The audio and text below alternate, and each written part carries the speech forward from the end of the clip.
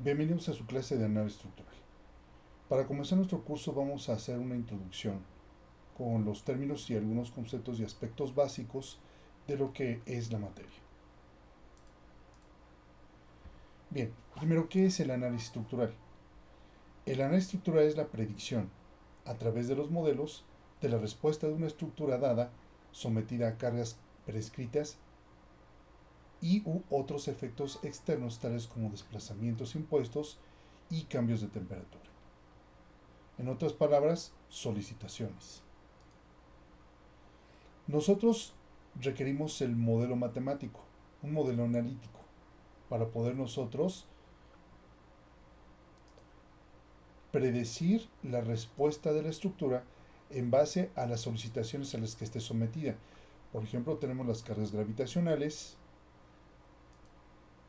tenemos las cargas laterales accidentales, por ejemplo, tenemos desplazamientos impuestos y o cambios de temperatura, y todo esto en conjunto en el modelo analítico van a hacer posible hacer la predicción de la respuesta de la estructura.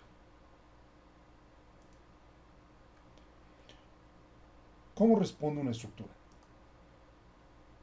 Bien, mediante el análisis estructural nosotros podemos determinar la respuesta de la estructura. Y esta es los elementos mecánicos o las fuerzas que pueden desarrollarse en los modelos como consecuencia de las cargas que estén aplicándose sobre la estructura. Esta es una parte de la respuesta de la estructura. Otra parte de la respuesta de la estructura la tenemos con los desplazamientos. La estructura, junto con sus miembros, se van a deformar. Y ese conjunto de deformaciones de los elementos, pues se pueden interpretar como una serie de desplazamientos a través de ciertos puntos de la estructura. Esta es otra parte de la respuesta de la estructura. Y tenemos los modos de vibrar. Cuando la estructura es perturbada o sacada de su posición de equilibrio, la estructura puede tender a una vibración. Y junto con otra propiedad de la estructura que se llama amortiguamiento, nuevamente puede llegar a su reposo. Las características de la estructura, que son la masa y la rigidez, nos van a determinar una frecuencia de vibrar. Vamos a ver eso más adelante en nuestro curso. Bien, la ingeniería estructural, como cualquier otro tópico de la ingeniería, el desarrollo de un procedimiento de análisis debe utilizar los fundamentos de la ingeniería, los cuales nos conducen a simplificaciones e idealizaciones útiles. Es importante estar bien familiarizado con estos fundamentos básicos desde un principio, como lo que vamos a ver en este curso y lo que ustedes ya vieron, por ejemplo, en la primera parte de estos cursos de análisis estructural, tal como fue el estudio de las estructuras isostáticas. Entonces, cada uno de estos principios básicos, cada uno de estos fundamentos, se deben reflexionar y asimilar, de modo tal que su significado lo podemos integrar a nuestra intuición. Y esta integración de esos conocimientos básicos, de esos fundamentos básicos, nos van a permitir desarrollar modelos. Entonces, en términos simples, la ingeniería estructural consiste en etapas tanto de análisis como del diseño de un sistema estructural. Los objetivos del análisis, en su mayor parte, se refieren a la determinación de las demandas de fuerzas. Nosotros, mediante el análisis estructural, no vamos a determinar la resistencia de la estructura en sí, la resistencia de los elementos, sino lo que nosotros vamos a determinar serían las demandas de fuerza que van a tener sobre cada uno de los elementos dada una condición de carga. Una vez que se tienen determinadas esas demandas, entonces nosotros vamos a proceder a seleccionar o dimensionar los elementos estructurales de manera tal que sean capaces de resistir esas fuerzas demandadas. Este proceso de análisis y diseño es un proceso inseparable y es un proceso cíclico. Lo vamos a ver un poquito más adelante con un diagrama.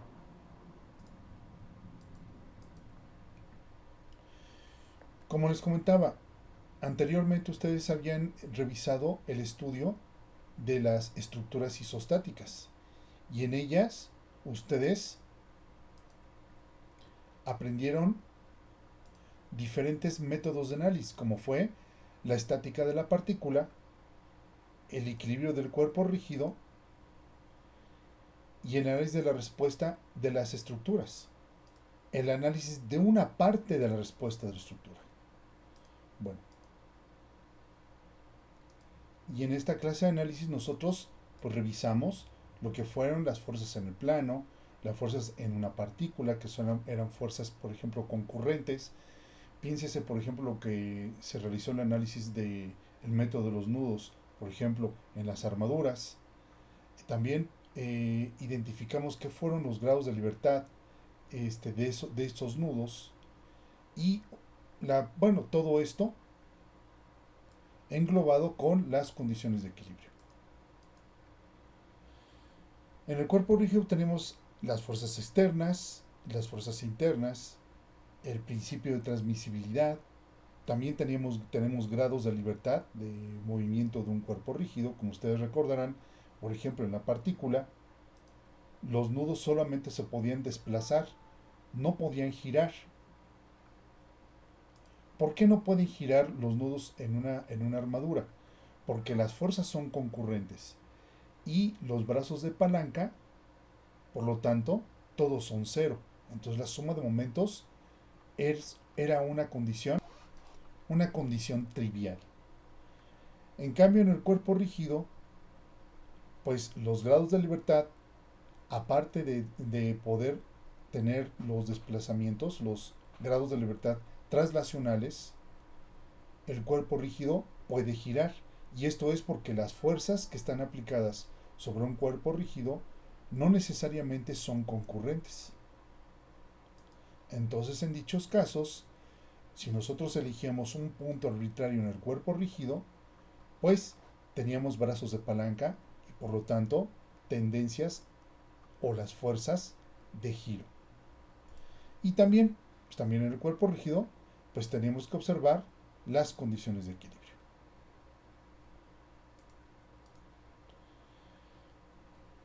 Y el análisis de la parte de la respuesta de la estructura eran la determinación de las fuerzas internas.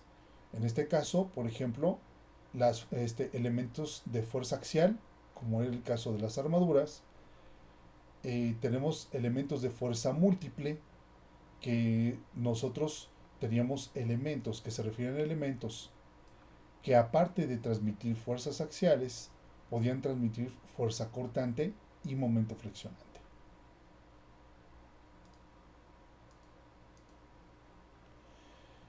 Ahora bien, en este curso vamos a analizar las estructuras hiperestáticas. ¿Cuál es la diferencia? Las estructuras isostáticas justamente tenían apoyos o restricciones mínimas, o bien restricciones necesarias y suficientes para lograr el equilibrio estático de la estructura. En las estructuras isostáticas, si nosotros eliminamos alguna de las restricciones o algunos de los elementos estructurales, la estructura se volvía inmediatamente inestable, se volvía un mecanismo de falla. Ahora, en las estructuras hiperestáticas tenemos elementos redundantes y restricciones redundantes. Dicho en otras palabras, elementos que están de más y restricciones que también están de más. En esta clase de estructuras ya no podríamos aplicar las mismas condiciones de equilibrio. Más bien, no podemos aplicar directamente las condiciones de equilibrio que se podían considerar en las estructuras isostáticas para realizar el análisis. Claro, las condiciones de equilibrio siguen siendo vigentes. No importa que estemos tratando con una estructura isostática, o hiperestática. Finalmente, estamos tratando con cuerpos rígidos. Pero las condiciones restrictivas que están de más, las que son redundantes, están aportando sus efectos a la respuesta de la estructura. No quiere decir que no estén trabajando. Sí van a trabajar. Las, las reacciones, por ejemplo, se van a distribuir en estas restricciones que están de más, en estas restricciones redundantes. Y entonces, como había comentado, las condiciones de equilibrio normales que ustedes ya conocen, pues no son aplicables. Aquí habría que hacer algunas consideraciones adicionales para poder analizar las estructuras hiperestáticas. Y estas son: primero, comprender qué es la energía de deformación. Las estructuras, cuando se deforman, almacenan energía. Vamos a verlo más adelante. Luego, una vez habiendo comprendido la energía de deformación, vamos a revisar el trabajo virtual. Y una vez comprendido bien el trabajo virtual, haber comprendido bien los principios del trabajo virtual, nosotros podemos aplicar el método de las flexibilidades para analizar estructuras hiperestáticas. Este es uno de los métodos, uno de los dos métodos del análisis estructural para analizar estructuras que tienen restricciones redundantes. El otro método que se deriva también de lo mismo, que es de la energía y el trabajo virtual, pues es el método de las rigideces. Estos dos métodos se derivan de los mismos principios. La única diferencia es que uno es el enfoque inverso del otro. No es un simple recíproco, es un enfoque inverso. Bien, en energía de formación tenemos la ley de la conservación de la energía que ustedes ya conocen de la física, es decir, que el trabajo externo es igual al trabajo interno, y de ahí vamos a derivar varios análisis que son la energía de formación por flexión, por cortante, por fuerza axial y también por torsión, aunque esto está destinado para estructuras de tercera dimensión. Nosotros vamos a enfocarnos con los análisis anteriores, por flexión, cortante y fuerza axial. En el trabajo virtual vamos a revisar el principio de los desplazamientos virtuales, el principio de las fuerzas virtuales y el principio del trabajo virtual. Como su nombre dice, virtual es en esencia, pero no es.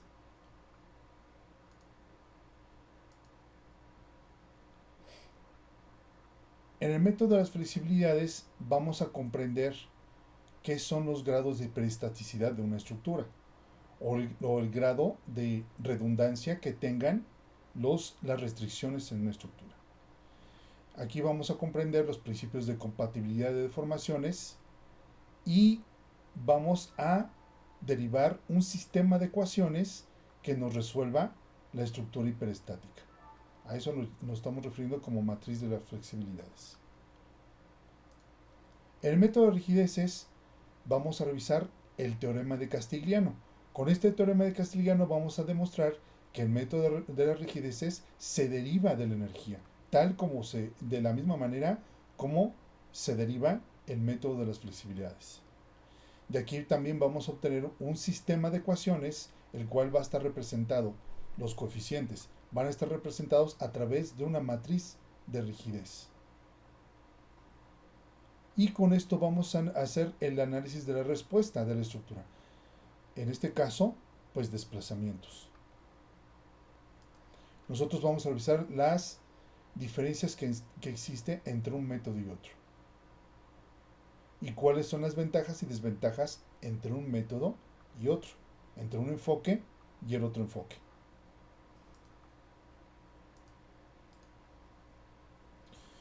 Principios básicos. Entre estos principios básicos que debemos comprender es el concepto del cuerpo rígido. Como ustedes recordarán, el cuerpo rígido es un cuerpo idealmente indeformable. Sin embargo, en la naturaleza no existen los cuerpos rígidos perfectos.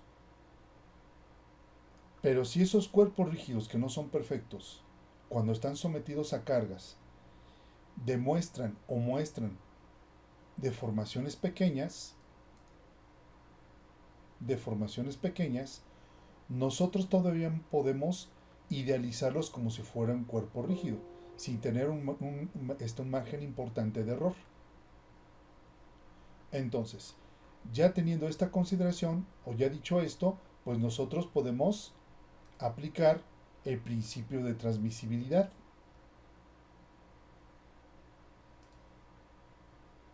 Que el cuerpo puede tener un comportamiento elástico lineal. Y con ello, nosotros podemos aplicar el principio de superposición. Estos son los aspectos básicos en los que va a fundamentarse nuestro curso. Bien, cuerpos rígidos.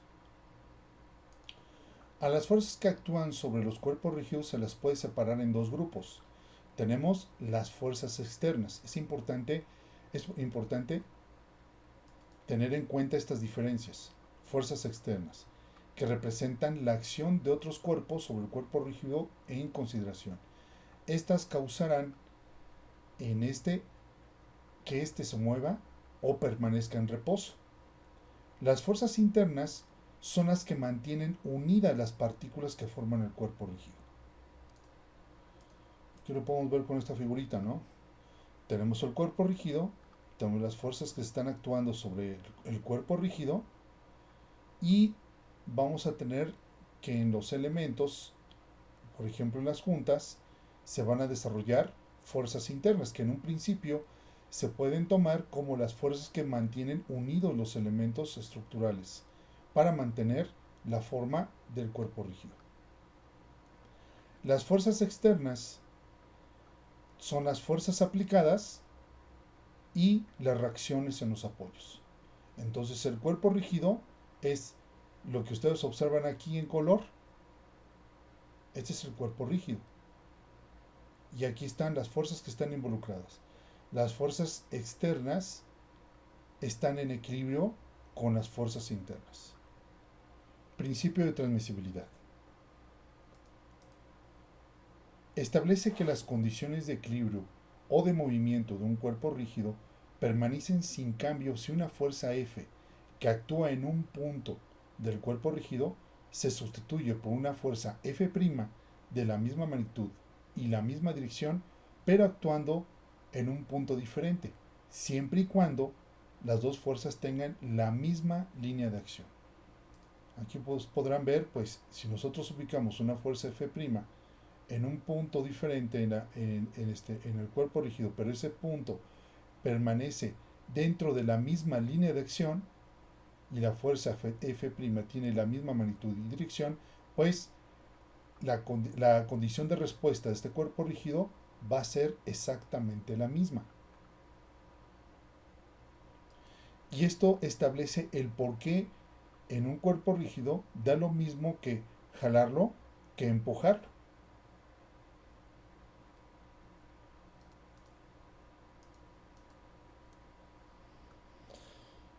Comportamiento lineal del material y su proposición. Y aquí tenemos lo siguiente. Tenemos que, en principio, debe conocerse el modo de elasticidad del material del que está hecha la estructura, para calcular o hacer cálculos subsecuentes sobre los desplazamientos de la estructura o las deformaciones. Una consecuencia directa de la superposición del comportamiento lineal es la validez del principio de superposición. ¿Qué significa esto?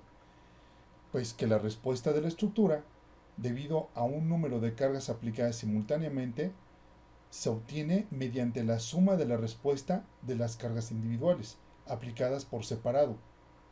Eso quiere decir que la respuesta total de la estructura, dicho en otras palabras, va a ser la suma de las respuestas parciales aplicando cada una de las fuerzas por separado.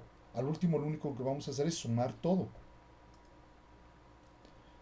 La respuesta a la estructura es medida tanto por sus desplazamientos como por las fuerzas internas que desarrolla. Ustedes ya saben eso, que son los elementos mecánicos. Nosotros en este curso vamos a determinar los desplazamientos, que es otra parte de la respuesta a la estructura. Entonces el requisito para que el principio de superposición sea válido es que al descargar un miembro, el desplazamiento debe seguir exactamente la misma trayectoria de regreso. En otras palabras, nosotros nos vamos a ocupar de esta gráfica que ustedes están viendo aquí, que es una línea. Al momento de cargar, ya sea un elemento estructural o la estructura completa en un comportamiento elástico lineal, pues va, al momento de descargarla, la estructura va a describir la misma trayectoria de deformación que había tenido como cuando se estaba cargando.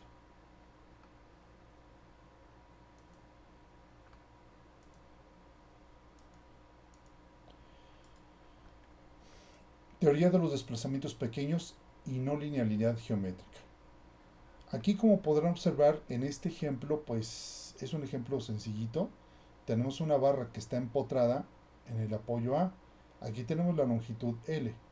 Nosotros sabemos que podemos determinar el momento de reacción en el apoyo A simplemente multiplicando P por L.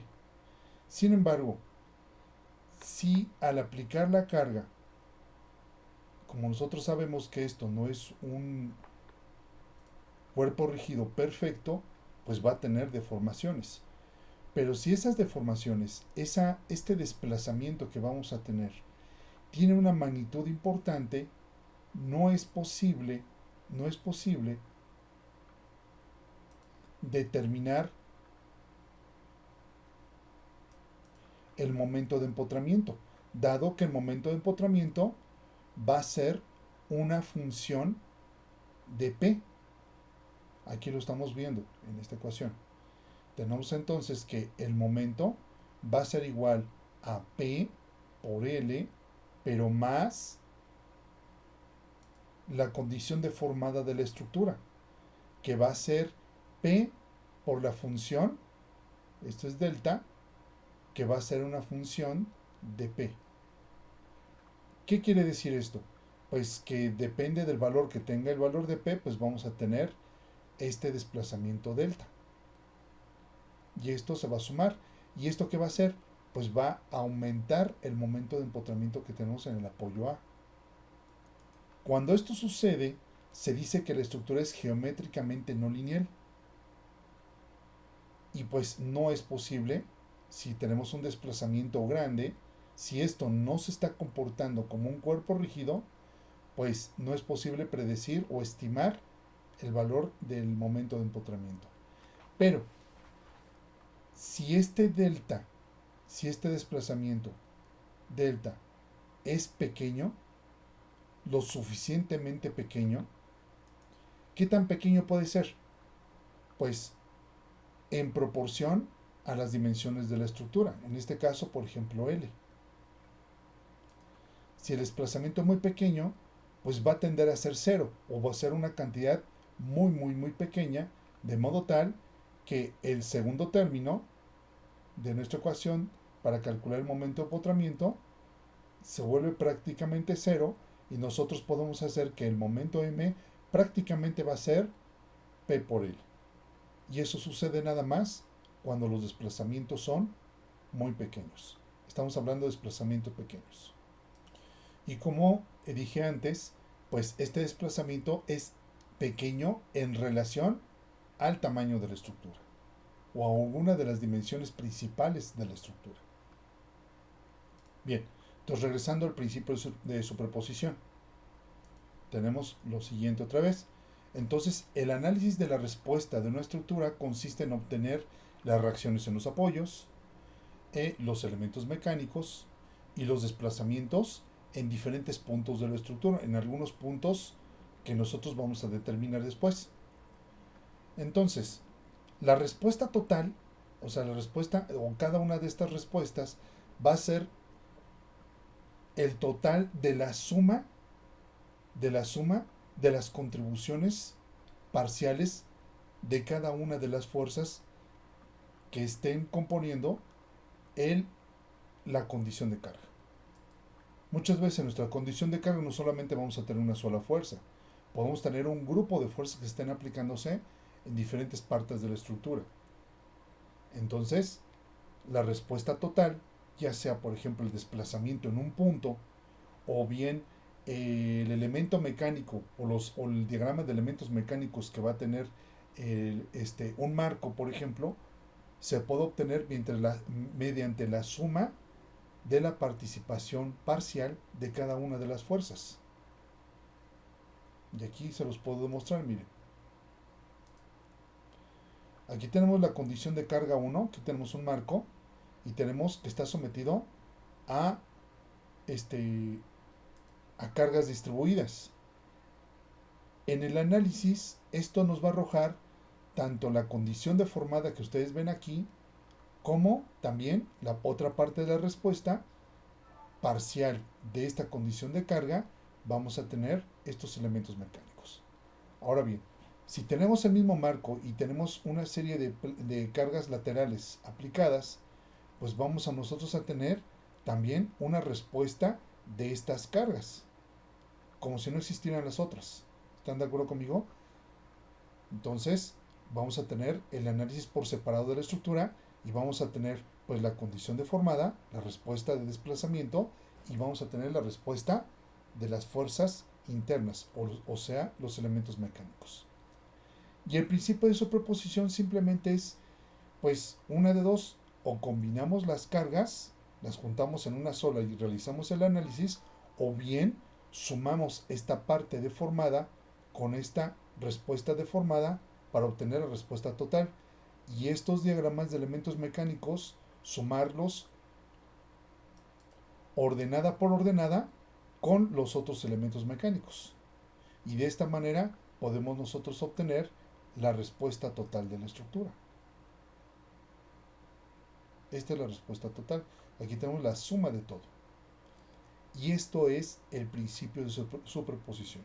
Pero no hay que olvidar que deben cumplirse dos condiciones muy importantes. Que esta estructura se esté comportando como un cuerpo rígido.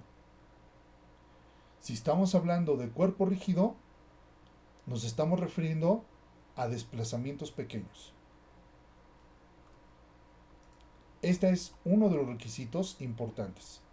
El segundo requisito, que la estructura tenga un comportamiento elástico lineal. Si no se cumple una de estas dos condiciones, ya sea que la estructura tenga elementos, digamos, poco rígidos y los desplazamientos sean grandes en relación al tamaño de la estructura, esto es, que la estructura no se comporte como un cuerpo rígido, pues no podemos aplicar el principio de superposición. Y si los elementos, el material de que está hecho los elementos estructurales, no tiene un comportamiento elástico lineal, tampoco se podría aplicar este principio de superposición.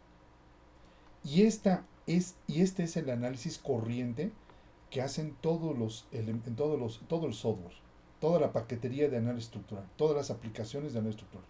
Por lo regular, hacemos esta clase de análisis normalmente. Claro, puede ocurrir que la estructura trabaje dentro de su rango inelástico, pero eso implica otra clase de análisis. Pero el análisis corriente, el normal, común y corriente que ustedes van a encontrar siempre, es el análisis elástico lineal. Ya que en el análisis elástico lineal podemos encontrar cuál es la respuesta máxima que puede tener una estructura en el desarrollo de las fuerzas internas, en el desarrollo de reacciones. Cuando la estructura tiene un comportamiento ya inelástico, ya no podemos desarrollar las mismas fuerzas. Pero esto es otro cantar, digamos, es otro tema, un tema diferente. Y está fuera de los alcances de este curso. Pero primero vamos a conformarnos con comprender bien estos análisis, que es el principio, que es la primera parte, la parte principal del análisis estructural. El análisis que corresponde a las deformaciones inelásticas de la estructura es para revisar si la estructura tiene capacidad dúctil. Es decir, determinar qué tanto se puede deformar la estructura inelásticamente antes de colapsar. Y eso se refiere a los análisis de desempeño en las estructuras. Pero bueno, como les comentaba, vamos a ocuparnos primero del análisis común, que es el análisis elástico de las estructuras. El otro análisis son análisis especiales, pero están fuera de los alcances del curso. Bien. Bien, entonces, en nuestro ámbito del análisis estructural, al igual que los otros aspectos de la ingeniería civil, se trata de modelar estructuras, de desarrollar la habilidad de modelar estructuras. Y eso no nada más se refiere a tener el dibujo geométrico de la estructura, sino que además de eso, uno de los pasos más importantes en cualquier análisis es el proceso de formulación de un modelo estructural real, susceptible de un tratamiento matemático relativamente sencillo. Este paso consiste en adoptar una serie de idealizaciones y simplificaciones con la intención de reducir la complejidad del problema, así como de retener características primarias importantes del comportamiento. Estas idealizaciones tratan con lo siguiente: la geometría general de la estructura. Ahí está lo que yo les comentaba, no nada más se trata de dibujar la estructura. Es integrar las propiedades de las secciones transversales de los elementos. Integrar también el comportamiento del material. Como ustedes ya saben, en sus clases de mecánica de materiales, ustedes hicieron prácticas sobre el comportamiento de los materiales, tales como concreto, acero y creo que tal vez aluminio. Y determinaron ciertas características como son el módulo de elasticidad. Otra condición que hay que integrar en los modelos son las conexiones que existen entre sí, entre los miembros estructurales.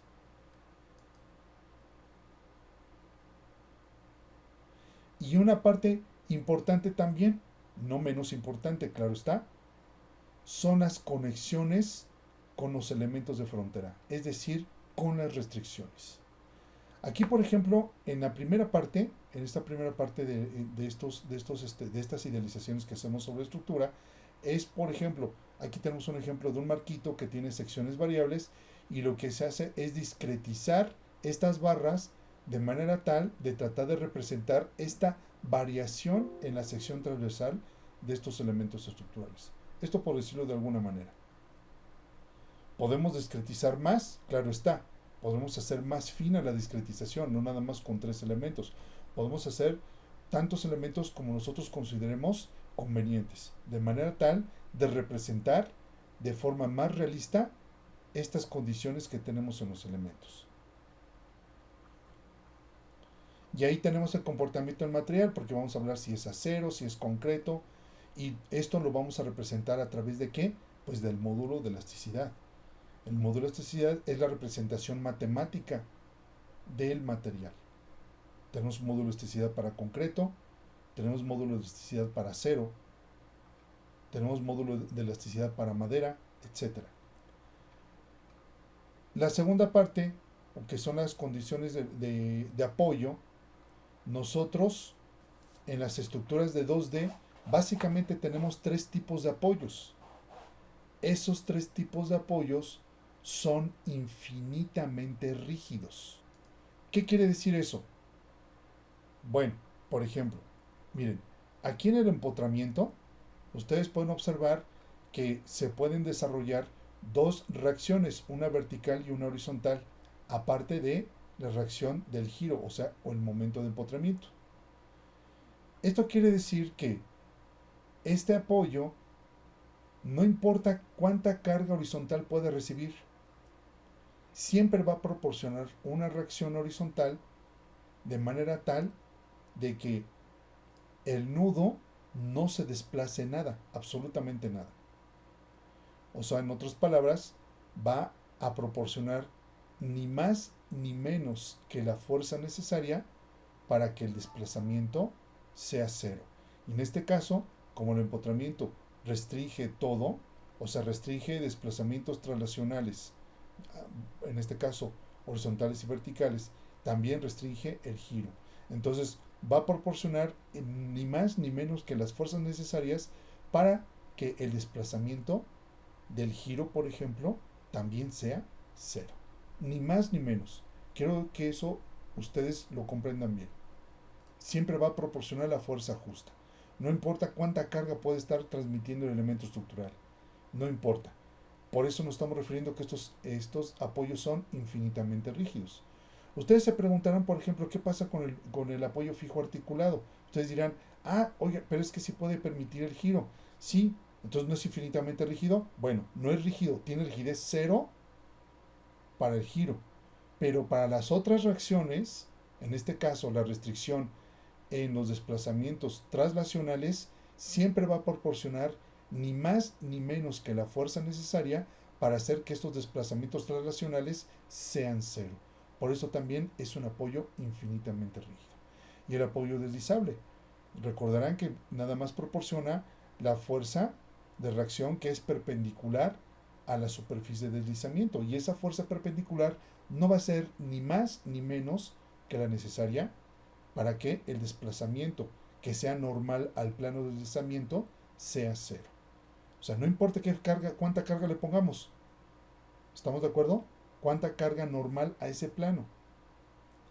Y siempre el apoyo nos va a proporcionar la fuerza necesaria. Nunca va a fallar. Por eso se llama infinitamente rígido. Las estructuras que se analizan con estos tipos de apoyos se llama o se puede decir que la estructura está actuando sobre una base rígida. Puede ser con puros empotramientos o puede ser una combinación de dos o más de estos apoyos,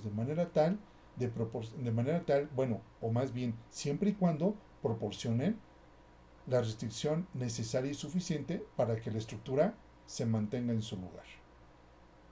Entonces, como pueden ver, nosotros vamos a ir armando nuestro modelo, vamos a ir implementando nuestro modelo en base a estos principios e idealizaciones.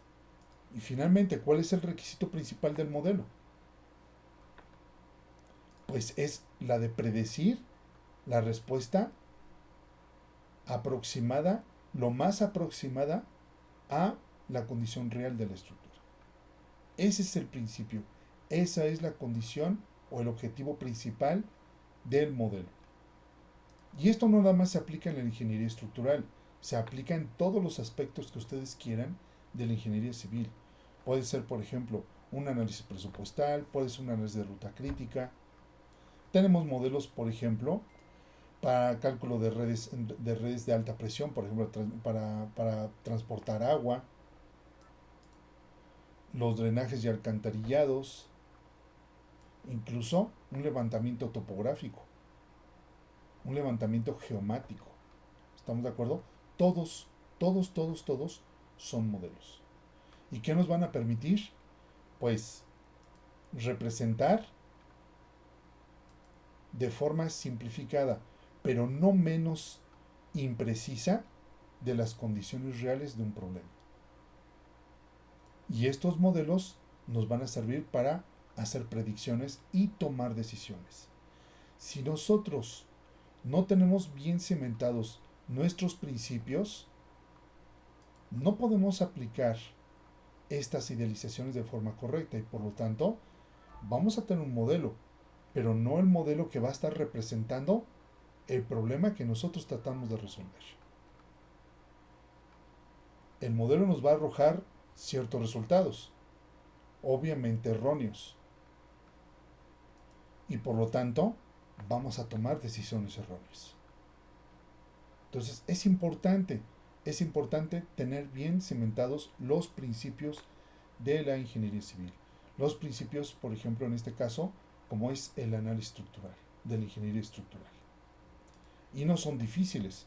Nunca hay que olvidar que estamos tratando con un cuerpo rígido. Y si estamos tratando con un cuerpo rígido, ¿qué implica el cuerpo rígido? Pues desplazamientos pequeños.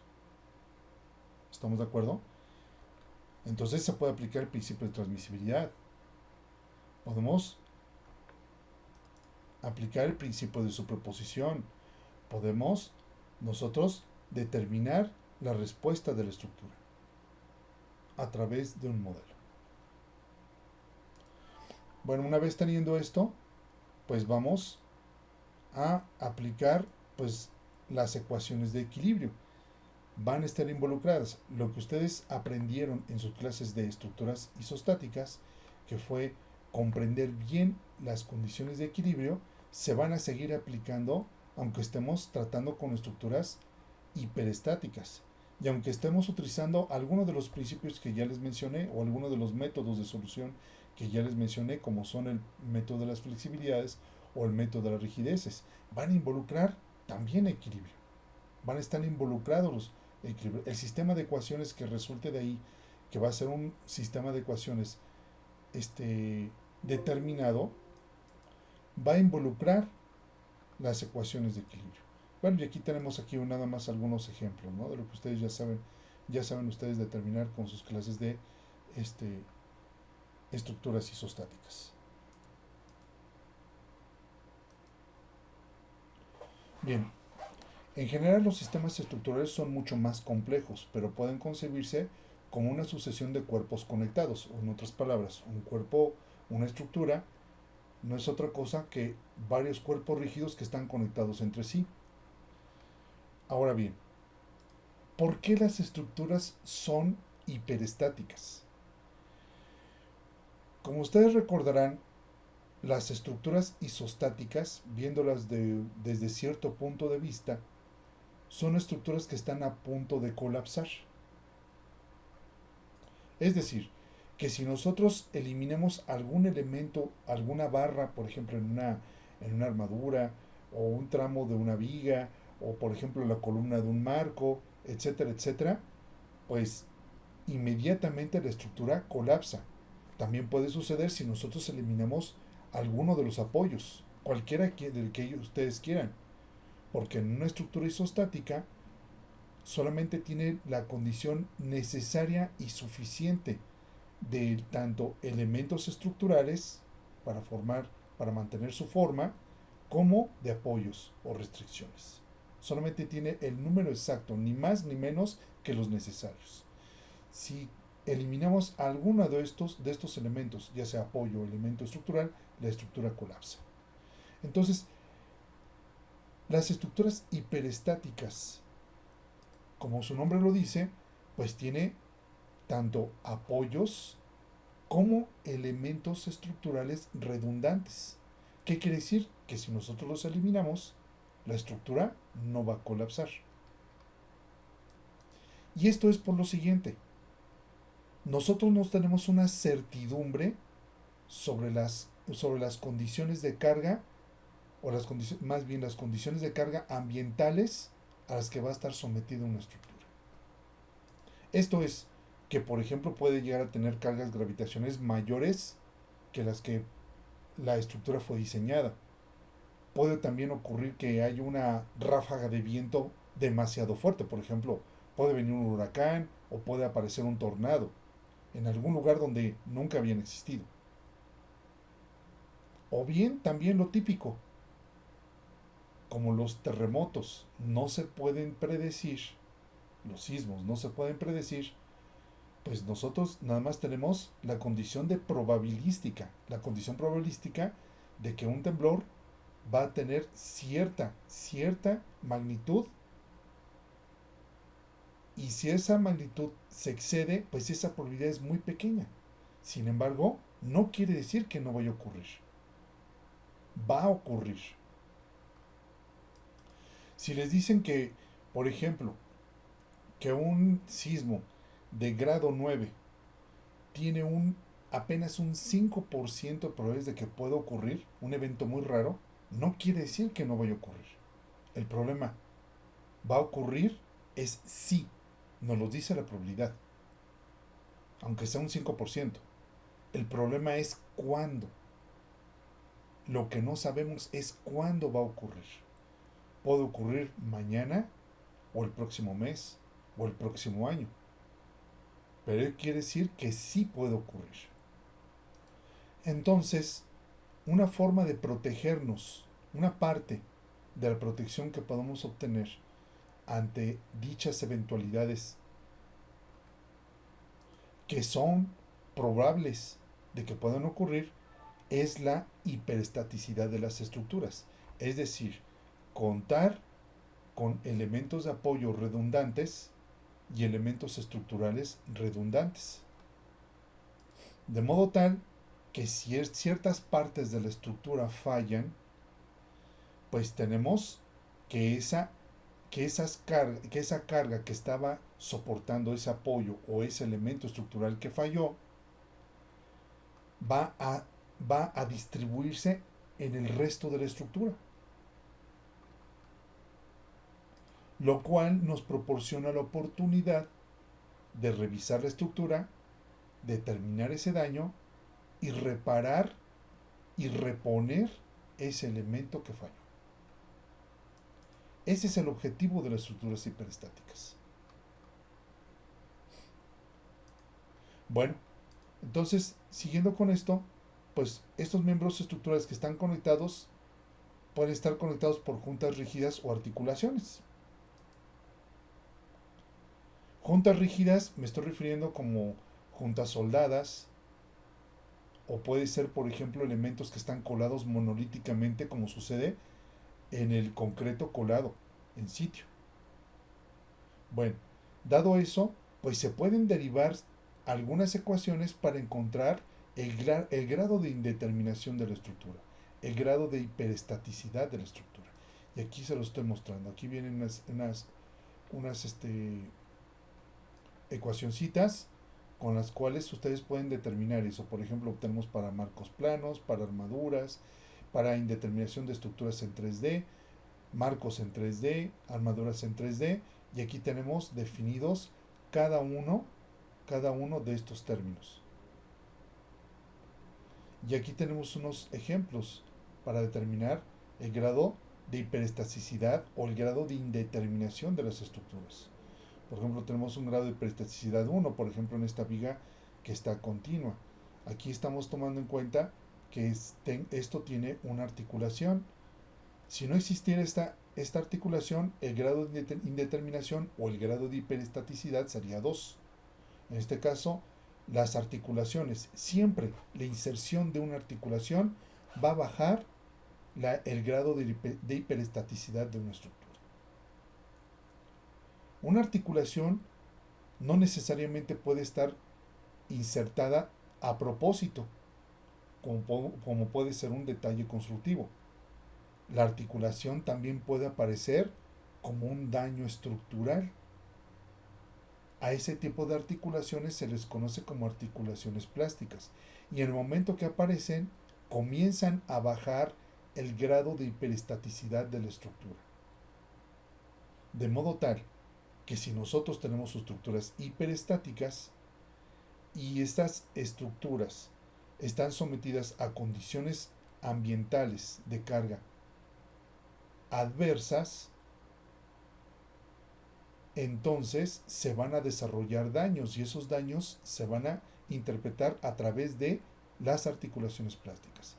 Si en la estructura aparecen cada vez más daños, pues su grado de hiperestaticidad va a disminuir, de modo tal que en última instancia, si el número de articulaciones es tal que la estructura se vuelve isostática, es una estructura que está a punto de colapsar, de modo tal que si aparece una articulación adicional, la estructura colapsa. Y esos son los mecanismos de falla regulares, el desarrollo de articulaciones plásticas. Entonces aquí, como verán, las articulaciones bajan el grado de hiperestasticidad de las estructuras. Y como dije, pueden estar colocadas en forma con algún propósito especial o bien pueden ser daños en las estructuras.